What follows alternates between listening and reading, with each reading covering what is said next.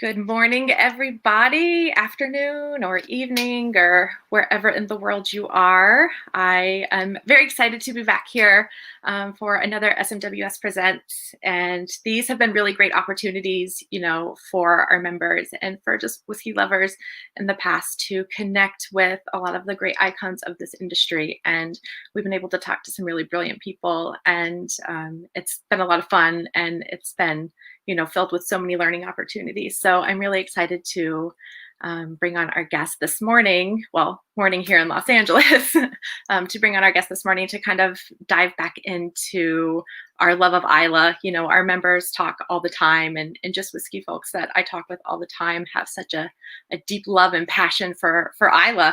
Whether it's the whiskey or whether it's taking a trip there, it seems to kind of be the jewel of Scotland. And so to kind of dig more into that and learn a bit about its history and what it's like to make whiskey there and to grow barley there and, is a treat. So that's what we're going to kind of dive into this morning. And I'm very honored and very excited to bring on our guest from a wee little distillery called Bruichladdich. I'm not sure if you've heard of it or not, but I'm really stoked to bring on Adam Hannett.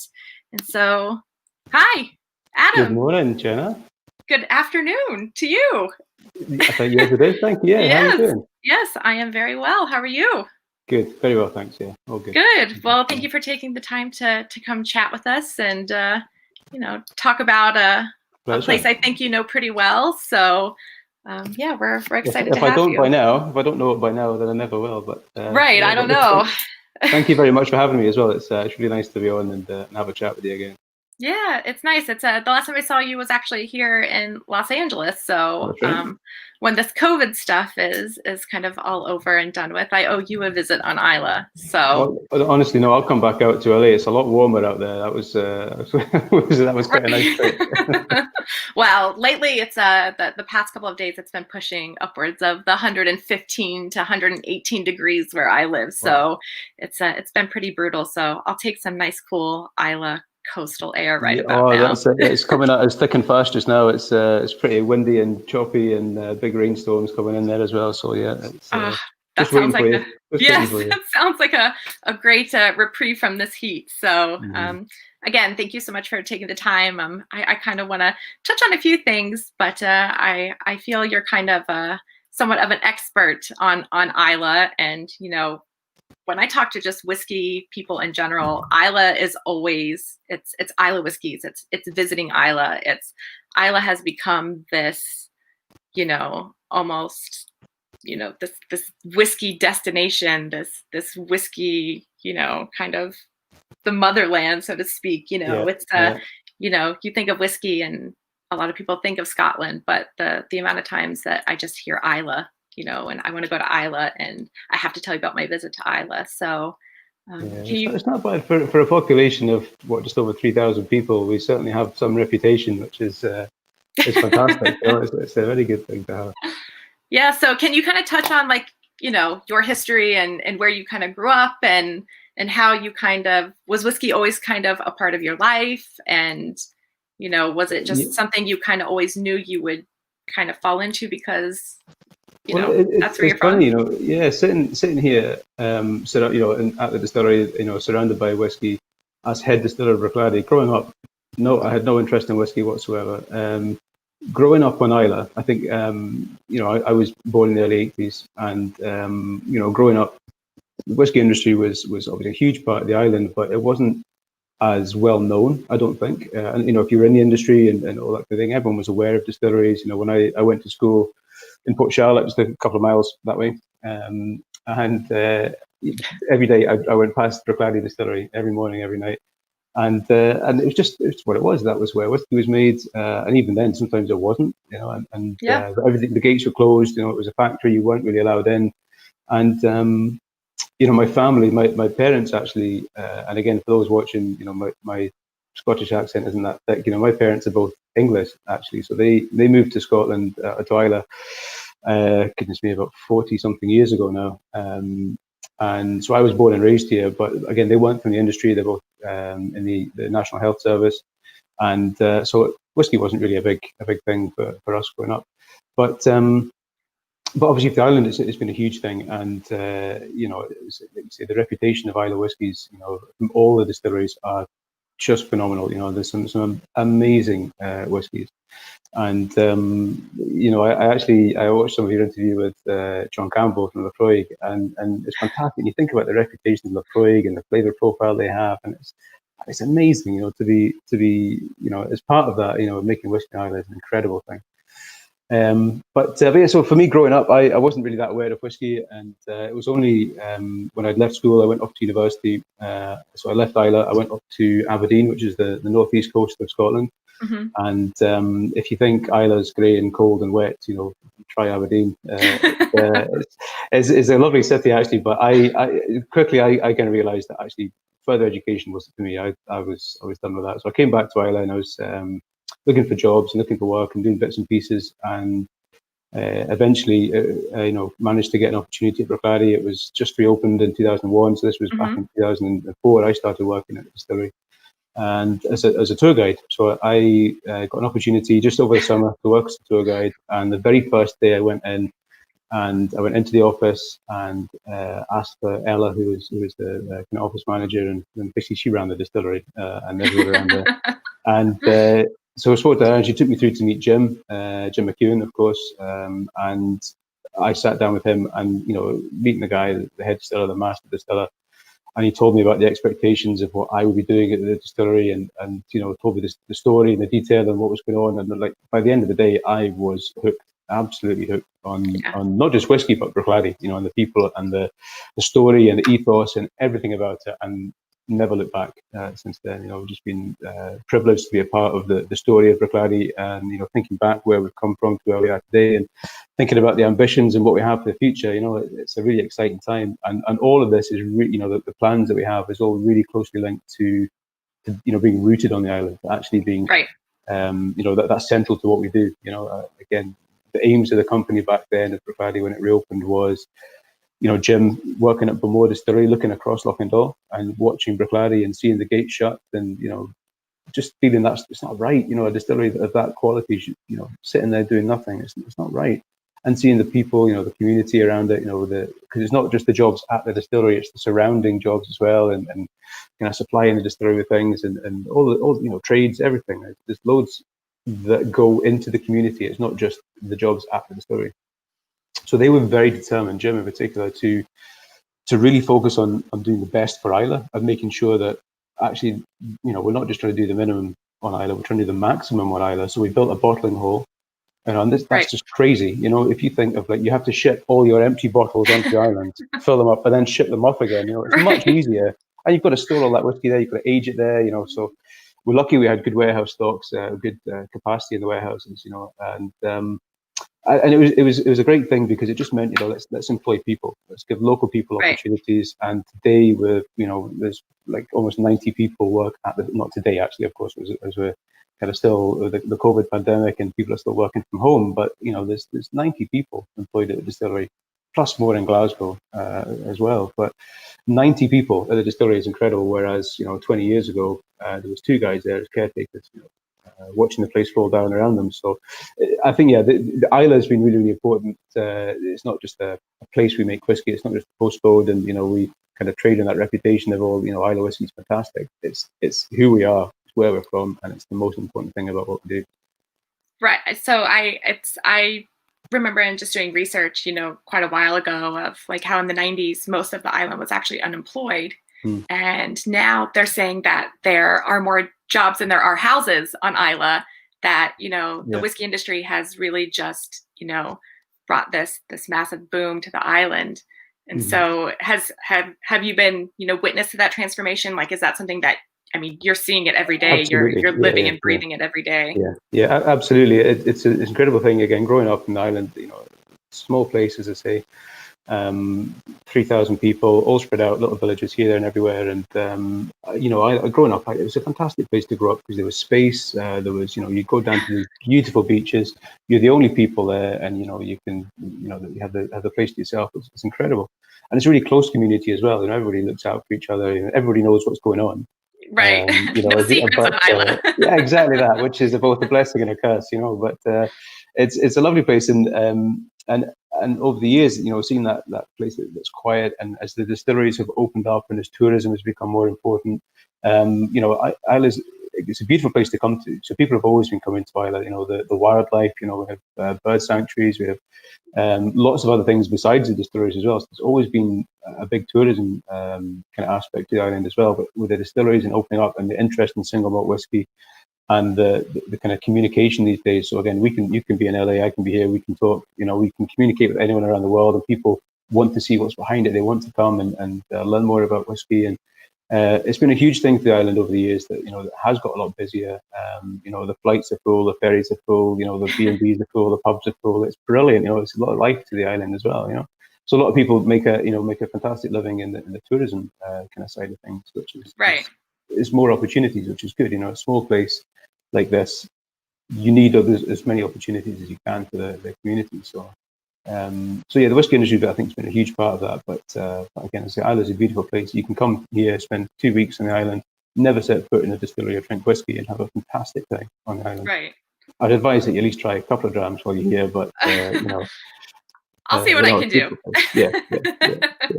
I'm sure you'll be fine. Yeah, I think I'll be all right. But can we talk a little bit about just like whiskey history on Islay? Mm-hmm. I know, Bruichladdich, back in the late 1800s is when, 1880 or 1881.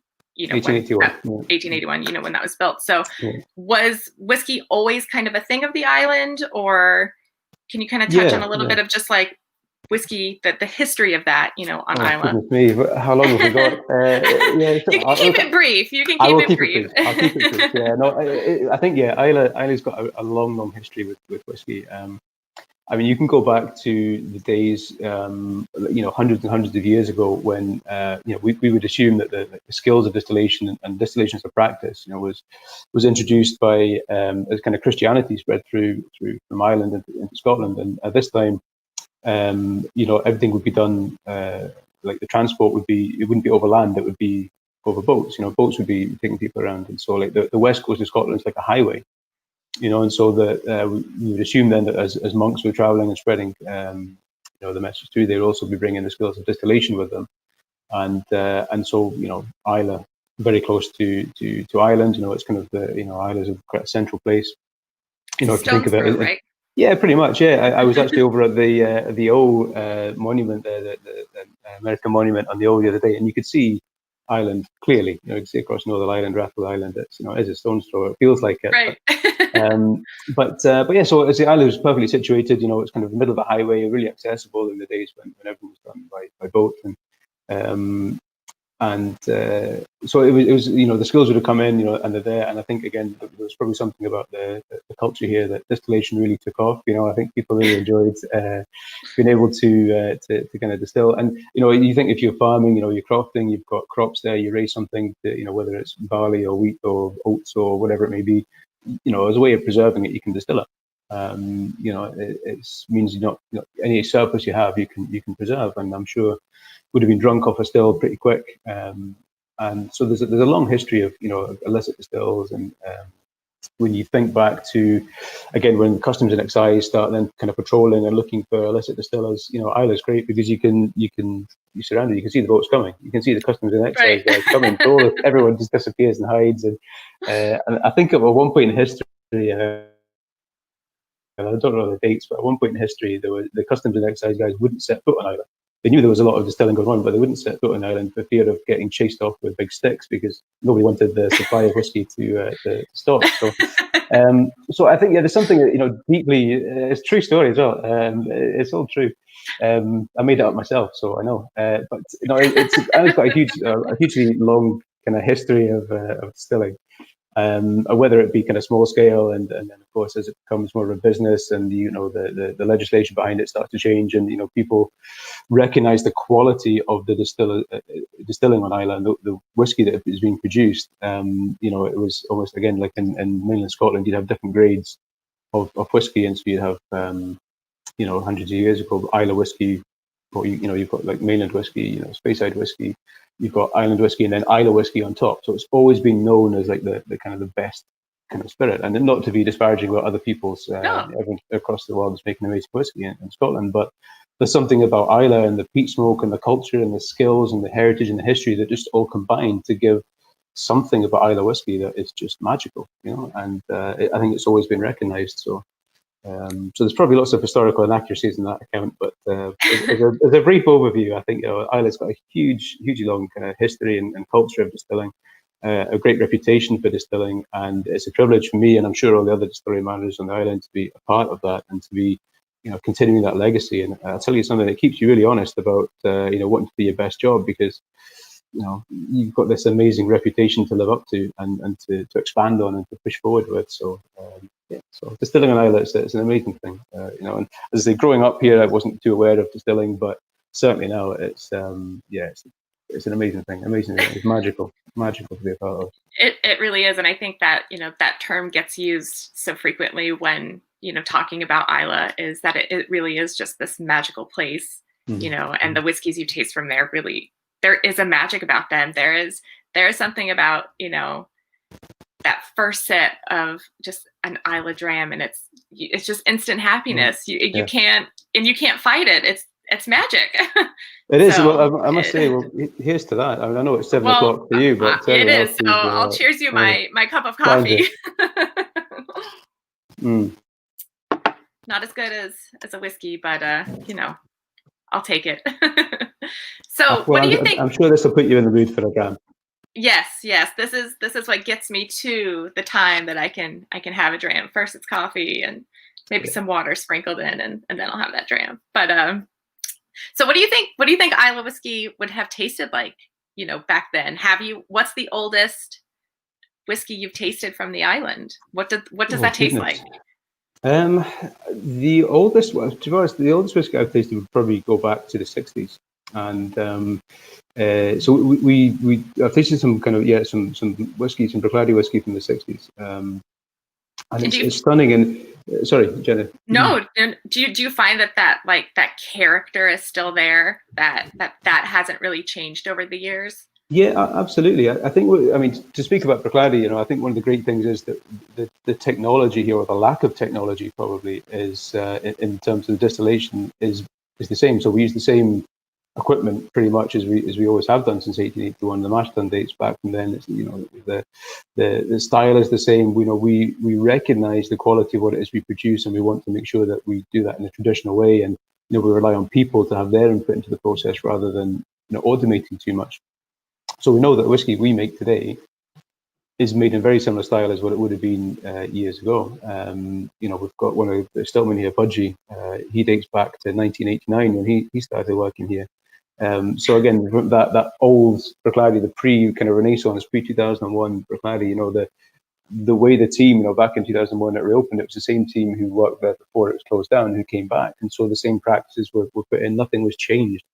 So tasting the spirit now and tasting whiskies back from the 60s, you can see that DNA, that style is still the same. And although things maybe change a little bit in terms of the variety of barley and these kind of things, when we look at that, we want to, this dram I have in front of me is Bear Barley. So it's a variety that it's like a heritage variety. It's actually grown up in Orkney, the north of Scotland. But it's a very old variety of barley. It's not the modern kind of distilling varieties you'll get on the breeders' recommended list and all that kind of thing. So that takes us back to what that whiskey would have been like, And so tasting whiskey like that, I think that gives us again a kind of link to the past. And I think we're not afraid of change, we're not afraid of evolution, but we want the style and the history to be, to respect that DNA and that tradition of where we've come from. Yeah, I always find that interesting. Is I always think, in watching, documentaries or, whatever the case is, where you're talking about, the days of long ago and whiskey making. It's like, what would that have tasted like? What would that quality, have been like? So it's always interesting to kind of get people's opinions on that.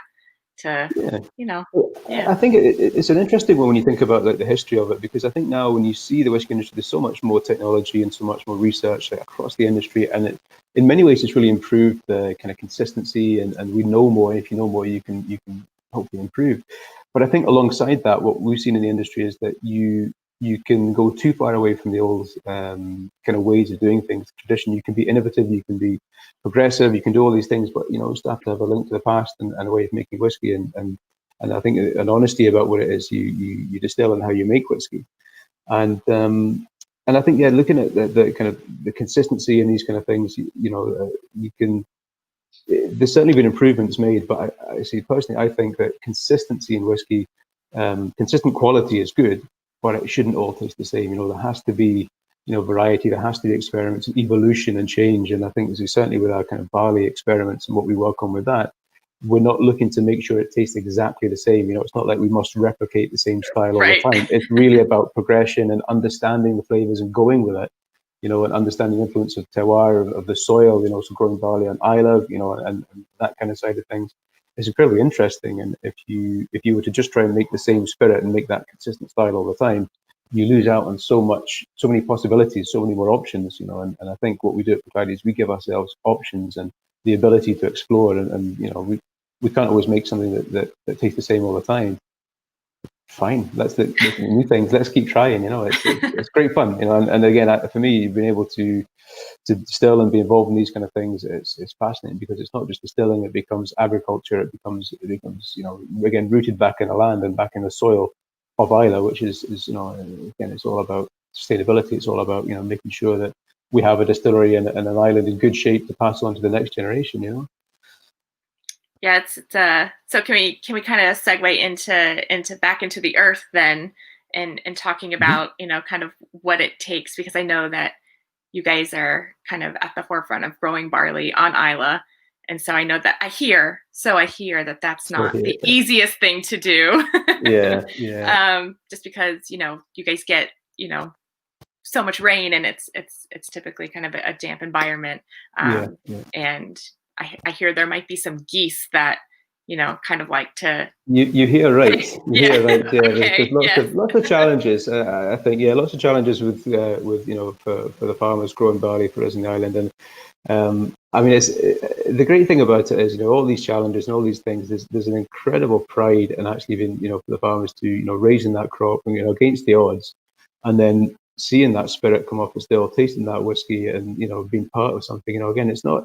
You think about the island again. It's a small community, and there's farmers who are here, but they're completely removed from the distilling industry. Until a few years ago when we started asking them to grow barley for us, and it's just linking and giving you the provenance and the authenticity of an Islay whiskey made with Islay barley grown by Islay farmers. You taste a whiskey like that, and it does taste different. But it feels different as well, and I think that's the emotional part of a whiskey is really important as well. It's not just about the flavors and being analytical about it; it's about understanding its link in the community and its link in a place. And so for us, growing barley on the island, we going back a few years, 2004 was the first year we distilled any Islay grown barley. So it's like 16 years ago. So it's a long time. It's a good amount of time we've been doing this. So one of the guys, Raymond Stewart, he grew barley for us back in 2004. We distilled it in 2004, and the kind of the project was born. And then over the years, we've managed to kind of increase it and grow it. And there's more and more farmers working with us, and it's been fantastic. There's on and off. There's about 20 growers on the island. Some are growing a lot, some are growing a little, but everyone's kind of involved in doing it. And as you say, the challenges of it.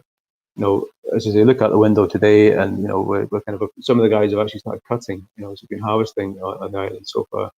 Today, no one can get a combine out there because it's too wet, it's too windy. So the conditions for growing are difficult. Like you say, we've got challenges like the geese come in, and if you put your crop in the ground early and the little shoots start coming through, and then the geese come down the land, nibble away all the shoots, and then what you've wasted all that seed going into the ground. So there's a lot of challenges there against the wind, but it's very, very wet. You can have about 70 inches of rain over the year. Islay's a very damp place, so yes, you need water for the barley to grow, but it's about harvesting as well. If the field's too wet and you put the combine in and it sinks, you still can't get into that barley. So there's lots of logistical issues. But as I say, I think the state of kind of agricultural system in the UK and all these kind of things mean that farmers are needing to diversify, needing to look at other options. And of course, as a distiller, we're really interested in where our barley comes from, who's growing it, having connections, having relationships with people, and understanding and learning all the time. And so, we help, the farmers by them growing the crop for us. We're not prescriptive too much in terms of, the kind of quality parameters that commercial maltings will have on the elsewhere in Scotland, where nitrogen levels, moisture levels, etc., grain size, screenings, all these kind of things come into play, and your crop can be rejected. We're not at that stage. We're working with the farmers to get provenance in a whiskey, to get flavour in a whiskey, and that's really the most important thing for us. So we want to partner with these guys, not just treat them as suppliers. And if you don't meet criteria, that's it. Sorry, you're out. Right. And they know again what price they're going to get before they put the seed in the ground. So we commit to them. It's a relationship where nothing is market dependent. It's a kind of a closed kind of thing where we'll do that. And I hope it works really well for the farmers. I think it does. Of course, there's challenges, and some years are better than others. But overall, that makes a really interesting whiskey where you can focus on terroir, you can focus on vintage, you can focus on farm, you can focus on variety. Fascinating stuff. But over the years, you guys have kind of learned to adapt to the environment and kind of what it takes to, make sure that you can continue growing barley there. So, is that something that you guys are kind of like developing, a system to kind of, get around those challenges to see if your yields get bigger over time? Yeah, absolutely. I think the knowledge we've gained and the kind of education we've been kind of going on over the last few years is radically different, because we actually bought a crop. So there was a small parcel of land just next door to the distillery that came up for sale, and we bought it. It was a small crop, about 30 acres of land. So we bought that, and there's a bit of work to do with it in terms of drainage and all these kind of things. And the idea would be that we would kind of raise a crop, and we would grow barley next to the distillery, and we'd make it into whiskey. And we're building a malting facility. So again, because the Islay Barley project has been so successful, about half of what we distill actually is grown on the island. So it's a huge commitment and huge proportion. But so we're going to build a malting facility so that we're not raising the barley on the islands, drying it here, then shipping it halfway across the country to be malted up at Beds, who do a fantastic job for us, but then bring it all the way back. That carbon footprint and that impact, if we can close the loop and do it here, then we would want to. Again, more employment on the island, more opportunities for people. So learning all these kind of things, learning about the logistics of growing barley, learning about the varieties, learning, it started off just about, being traceable. It started off just about being kind of transparent, and we've learned more and expanded all the time. And our aims now are, with the crop, it's not just going to be for growing barley still. Actually, what we need to do is look at kind of getting into the agronomy side of things and breeding varieties of barley that suit the climate, or heritage varieties that again give us more flavor. Again, this is the most important thing that we're thinking about. Flavor is lost. Nobody talks about flavor when they talk about barley. They talk about yield, they talk about cost, they talk about predicted spirit yields, they talk about all these kind of things, and they're all very important. But flavor is most important. Looking after the farmer is most important. It's not about squeezing anything. It's about making the most of what you've got. So if we can do that in the right way, and if we can start thinking about the sustainability of what we do and working with the farmers and kind of helping them as much as we can by giving them options, and trying to make sure, because again, farming is precarious at the moment. There's an aging group of farmers, and people, the young guys are less interested in coming in because farming isn't 9 to 5. It's literally all day, every day. That's your life. It's a big commitment. It is hard work, and it's unbelievable hard work. Yeah. Just very, very hard work. Yeah. It's I have a lot of respect for. Sure. These guys are feeding the nation. Without them, they deserve the credit. They never get Absolutely. it. So I think for us, barley for the future, it really has become kind of central to what it is we're doing, and it's becoming a huge part of what we do. And I think over we've committed to building the maltings. We've got the croft, for the research and development. We've got plenty of plans in the future. Probably I shouldn't talk too much about them just yet, but plenty of things in the pipeline where we know we can do more. We can, if we are requesting a crop from someone somewhere in Scotland, we want barley. We've got to be part of it. We can't just sit back and say, look, give us barley. This is the price we're going to pay, and that's the yield we want. it's got to be, all linked. It's got to be joined together. So for us, agriculture is a really big thing. And so the more we know, the more we learn, the more we realize we don't know. And there's more to do. And the sustainability aspect of everything that we're doing at Bruichladdich is really, really kind of taken off over the last few years. And we give ourselves big challenges, big commitments to make. But, if you don't give yourself something, a target to aim for, then, what are you going to do? So, yeah. Yeah, I see it as, the agriculture side and the whiskey making side. It's really this marriage that, really does have to just continue to keep supporting each other and keep working together to, like you said, make sure that this continues for many, many years to come, well after we're gone. Yeah, for sure. So, It was always one of the big things I learned, working here with Jim and with Duncan McGilvery, or the late Duncan McGilvery. Was that actually the distillery, we're here to pass it on. They're here to get it up into, after it's closed down, get it up and running, pass it on. And, Alan, Logan, myself, there's a great big young team here. And it's our job to do our best to get it in even better health, to pass it on to the next generation. And we're seeing this, in every aspect of life at the moment, that, what is the world going to be like for our kids, So we've got an obligation to do the right things here, and I think with Bruichladdich, there's certainly a huge commitment to do these things. Well, I think that's great to hear that, a place as small and special as Islay is really in great hands, so I wanted to kind of touch on, so anybody who is listening, we are taking questions. So if at all you have a question, for myself, or maybe not for me, but for Adam, please, chime in and we'll see if we can get them answered. I know we have a few people here this morning who wanted to come say hello. So I know we have some big fans of yours who are in the chat as well. So so yes, if any questions at all, please feel free to just type them in and we'll get those asked for you. So all right, so I'm going to move on to kind of my next question and something I'd love to kind of pick your brain about, and that's kind of the blending aspect of what you do.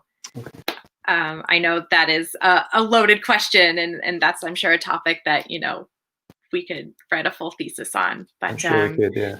Yes. So when you kind of took on this role and knew that, like you were filling, big shoes, but also, blazing a path of your own and going into, not only making sure that, Bruichladdich, Port Charlotte, and Knockmore, make it again many, many years into the future.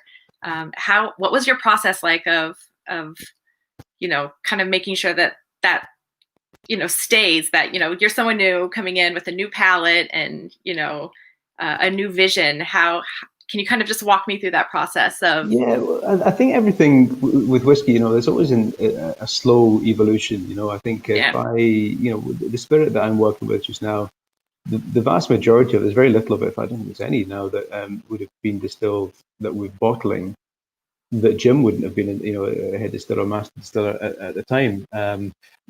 Having said that, the only one I can think of is we recently released Knockmore, a 10.4 at 3 years old. So that was after Jim had retired, but that's literally it, releasing 3-year-old whiskey. So, I think, there's always that respect. I think with whiskey, you always have a respect with people who've made that before you produce the whiskey, that, as a blender that I'm putting into a bottle, maybe I was mashing or distilling, or I filled those casks, but I wasn't calling the shots like Jim would be at the time. And again, when I hang up my blending equipment or whatever, hang up my gloves and leave the distillery to go and enjoy a retirement, hopefully there'll be somebody else who'll be working with a whiskey that I made. So I think it's about being respectful. It's about kind of developing and doing all the things that we do, but we're still working with whiskey that was made before. So you have to work with that. You have to make the best of that. And the great thing was I had an amazing teacher with Jim. He was very open about not just about the recipes and the blending and the understanding of flavor, but just about conducting yourself, about philosophies of he was very open about everything in his life and his history and passing on his experience. So I think for me, looking at what we do with Bruichladdich, it's not about revolution, it's about evolution. It's about continuing that development. It's about learning more. It's about putting that into practice and laying that down. And it's very easy to talk today. We recently I was having a conversation with somebody, and they were asking about phenol contents and where did the peat come from, and how dry is it, and all these things, and how does that affect the flavor. And we can ask those questions now. We can start finding out now, but it will be in the whiskey in years to come that we'll be able to actually analyze it. So everything with whiskey, there's no instant answers. Everything takes time to evolve, and so I suppose that's it. At an instant age where everything is kind of instant, whiskey instant gratification is exactly not a thing. Whiskey is not like that, and it's a nice thing that it just have that slow kind of pace to it, and it's an evolution. So for me, I think it's really not about doing anything drastically different. It's about when we feel something is right. We've been going deeper into things, learning more things, particularly with terroir, with barley varieties. And that will shape our whiskies in years to come. But again, there will always be changes. There always has been changes, and I think it's a natural process that there is changes. Was that a challenge for you to coming into this? Having kind of you have Bruichladdich, you have Port Charlotte, and you have Octomore, and now you have these three that you have to. Yeah. Is it hard to, I guess? Do you look at them as individuals, or is it just kind of one big family? There's both, they are very individual spirits. We, of course, we're distilling them in the same, they go through the same mash tun, same fermentation, all that kind of thing. We do try and treat everything, Bruichladdich, Port Charlotte, Octomore, the same. Obviously, the phenol content, the peating level is different. Where you've got 0 of Bruichladdich, 40 heavily peated on Port Charlotte, and then Octomore, basically anything above 80, and it's super heavy peated, and so that you do treat that distillation, that process, the same, so that you can understand where the flavor differences are coming from. It's not like we ferment different times for more, because we understand again that it's more than just about peat. It's about the flavor and the quality of the whiskey, and how we distill, what we choose, what we think is important in terms of that long fermentation and that slow distillation. That really long kind of foreshot, and that slow middle cut, that trickle distillation. These kind of things are really, really important to us in terms of creating flavor and texture and style, and they'll be the same across different brands with Bruichladdich, Port Charlotte, Octomore. But then, the phenol content, the cask types, how these things develop. That from there we can make our differences and see how the spirit develops. So you do think of them as individuals, but in reality they're coming from the same place. The same kind of like kids. Yeah, absolutely. Yeah, honestly, it's an analogy I've used before, where it's like. They're all, of the same family, but it's like, you have 3 brothers, 3 sisters. They're all going to look different, have their own personalities and all the rest of it. So, these are the same, exactly. All right. Well, I'm going to dig into some of these questions that we are getting, if you don't mind. So, all right. So David K asked, how is the Laddie Rye coming along? How is the Laddie Rye? The rye coming along. Rye. Oh yeah, okay. So this is another of our kind of experimental kind of distillations, of which there are many. But the rye whiskey. So we I don't know if you know this, Jenna. I'm sure it's the worst kept secret we've ever had about rye. But we again, no secrets on Islay. Exactly. That's it. Even if you want some, you can't have them. So we started growing rye, or actually Andrew Jones, a farmer up at Cool, farm on the west coast of the island. He started growing rye for us as almost a rotational crop, because being where we are, the logistics of rotational crops and different things, we can grow barley because we need it, on the island. So the farmers have that crop. If you were doing a rotational crop, you would you grow barley for maybe a couple of years, and then something else, the crop you plant in there, or leave it fallow, put animals on it, cattle. So some of those things can be done on island, but you couldn't, for example, plant carrots. Well, you could plant carrots as a rotational crop, but then when you harvested them and you ship them off to the mainland to market, they would be the most expensive carrots in the country, because you've had to get on the ferry all that time, So the logistics of where we are dictate that a crop rotation is quite difficult for the farmers. And so we thought, well, again, as we're learning more about this, as I was talking about before, as you learn more, you realize there's more to do. So we thought, with Andrew, well, if you could grow rye as a rotational crop, which would put nutrients back into the soil, we'll see if we can distill it.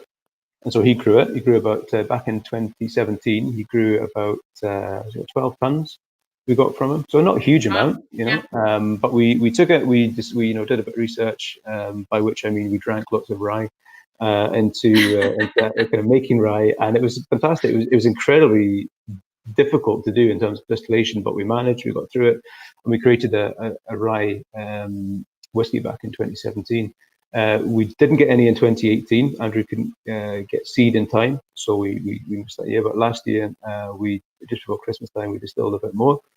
So we've done a couple of distillations, and it's fascinating. I was actually tasting it with Lynn, Jim McEwen's daughter. Lynn works in our brand team. She was over the other day, so we were tasting that amongst other things in the warehouse, and it's a fantastic spirit, and we're aging at different types of casks. We're really doing, laid down a few different experiments to see how it develops.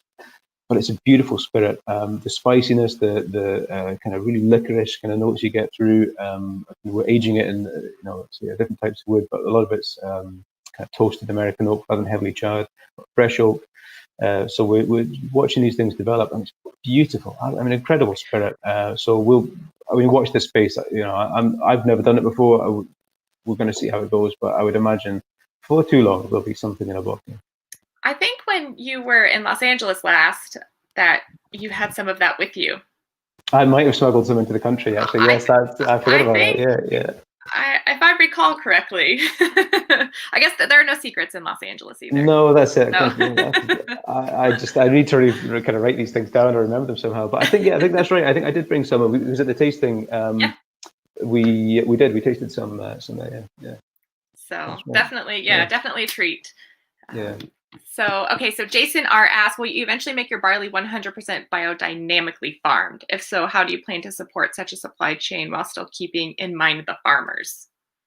Well, it's great question. I think we do distill some biodynamically grown barley, and it's a very small amount of what we distill. But as we learn more about farming and more about organic, biodynamic, all these kind of things, these kind of systems, we have to distill them, see what they taste like. And I don't think we would ever be that kind of demanding of our suppliers. Obviously, we want to be as sustainable as we can, and biodynamic is obviously a very sustainable system.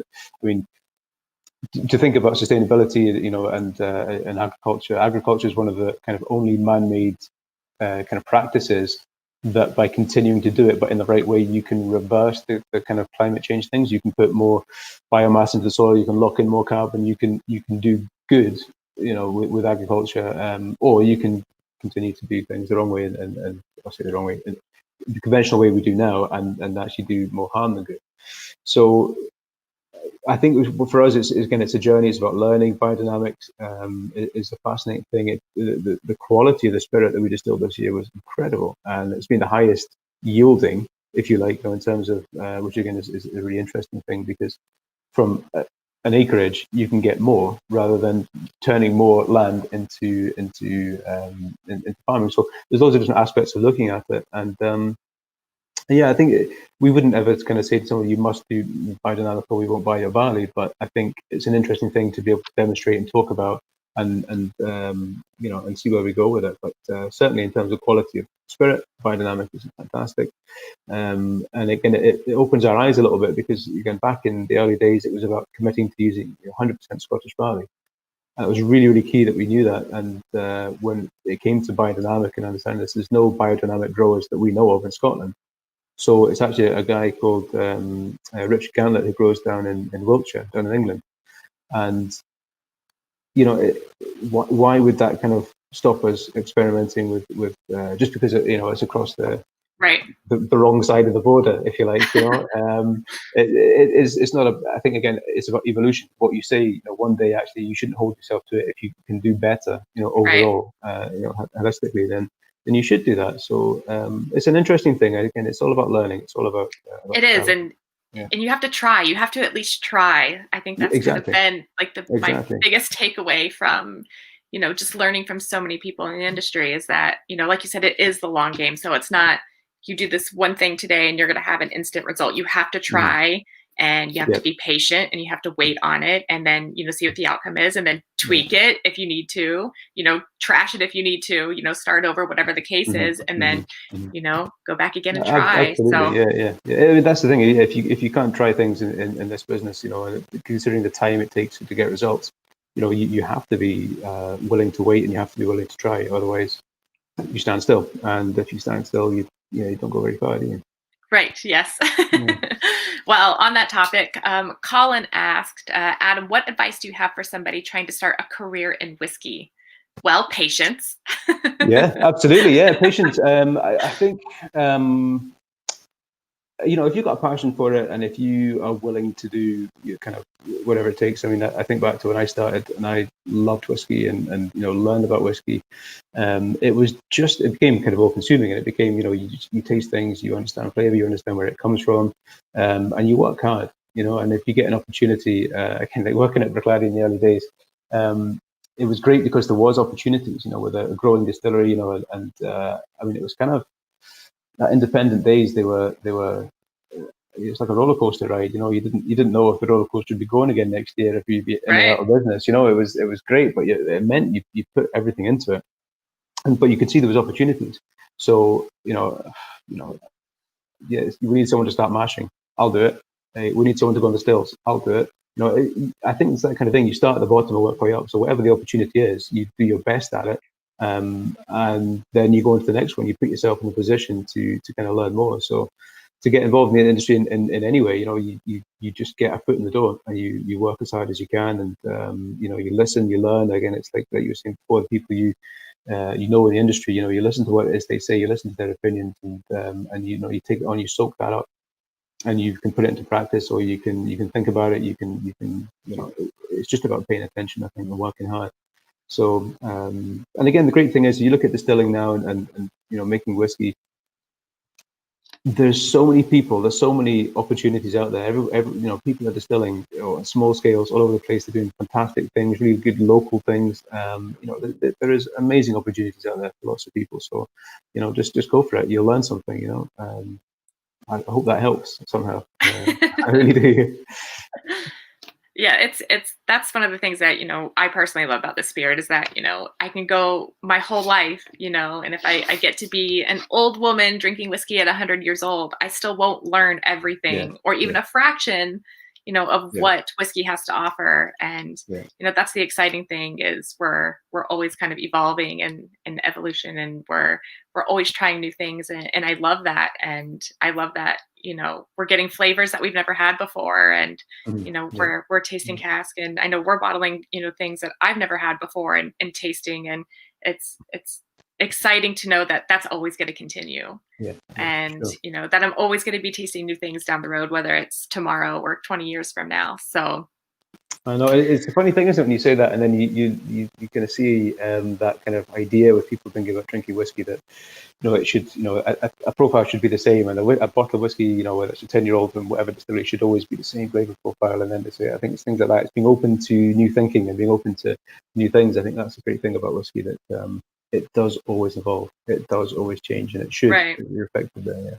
Yeah. Yes. So it's exciting to see, what the next 5 years will bring, and what the next 20 years will bring. For sure. So. Yeah, it's a great thing. I think, when you think about that kind of generational thing, there's some great things in our warehouses that we did even kind of 15 years ago that we've never put in a bottle, but one day we will. There's so many different ways of looking at whiskey, and again, talk about rye there. That's a great thing. We can distill that, and then that leads us on to something else, and if it takes care of the island and the farming community and everything else as well, then for us, so much the better, because again, you live in a community of 3,000 people. You are linked to it. You are in there. You are part of that economy, if you like, or that. I think you got a force to do good. You've got to do good. Yeah, I love the whole community of this industry is a really beautiful thing, and so it's a treat to be a part of. So it is. All right, I have one last question for you, and it is from Rick Harris. He says, do you see Bruichladdich moving further into the NAS realm of whiskey, as others have seemed to have done, and do you find that a rewarding venture as the master distiller? Non-age statement whiskey. I think again it gets a rough deal all the time. I think we've probably been at the forefront of non-age statement whiskey, and to me, we've always said, like at Bruichladdich, that age isn't the most important factor of whiskey. You know, there's so much you can have. You can distill a spirit, put it in a cask, wait 10 years, and then, you know, does that mean it's better than one at 7 years or 5 years? Right. What was the cask like? You know? Was it a good quality cask you filled? You know, what about running that distillation? You know, was it going as fast as it could, or was it kind of slowly, carefully distilled? The fermentation time, what variety of barley was it? There's so much to look at that kind of reducing whiskey to a number on a bottle is, for me, not the most important thing. And like our kind of house style classic laddie, you know, our kind of core whiskey, if you like, is a non-age statement whiskey. And over the years, you know, that the profile of that, I mean, go online, look at the on the classic, you know, you can get a batch code, buy a bottle. If you've got a bottle, look at the batch code, put it into the website. You'll be able to see the makeup of that whiskey. You know, you'll be able to see how it's put together, and it's a really complex thing. It's more than just a number. It's more than just an age. So if we said, right, okay, the classic, it must be 10 years old. And what about all the, you know, the casks that actually give us that vibrancy, you know, that freshness of the spirit, the fruit that comes off the distillation? You know, if you, you know, you don't give yourself the option, you've already automatically ruled out that whiskey by saying it must be 10. So for us, classic was, you know, as a non-age statement whiskey, was very freeing, actually, to be able to think about whiskey differently, to be able to have different conversations about it, to be able to say that actually the variety of barley here, the cask types here, or, you know, the batching process in this component is really interesting, and so it's a big conversation to have.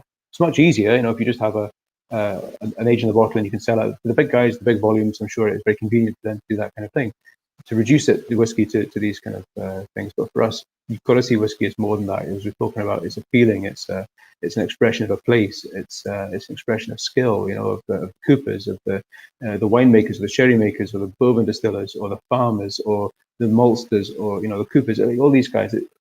It's more than just a number.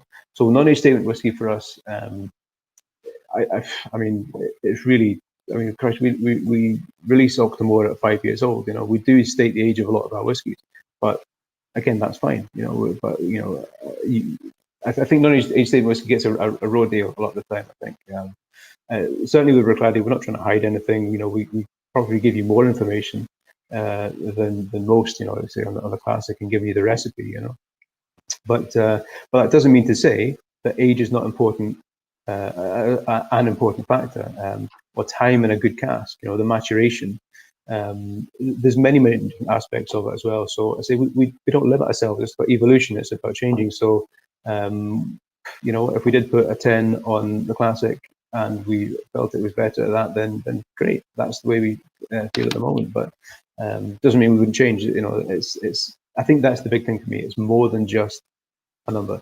Hopefully, I've made that point. Yes, and I agree with you, and I think that you shouldn't be limited just by that number, you know. And I've had this conversation actually quite recently, you know, where I'll have a 7-year-old whiskey, and it totally just blows my mind, and it is so full of character. And, you know, here at the society, we've put out some whiskeys that I've been like, how this is incredible. This is it's an experience. And so, you know, I get very excited actually when I see, especially Islay whiskeys, like under 10, like a young Islay whiskey is like, I'm so excited when I see, you know, absolutely. that number.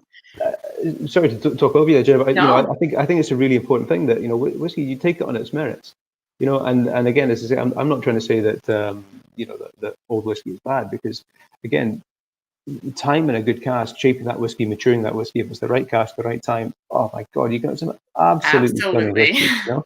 And again, the thing that we've got to remember is, as we're maturing the stocks, as we're developing, is, you know, we're looking to what we do.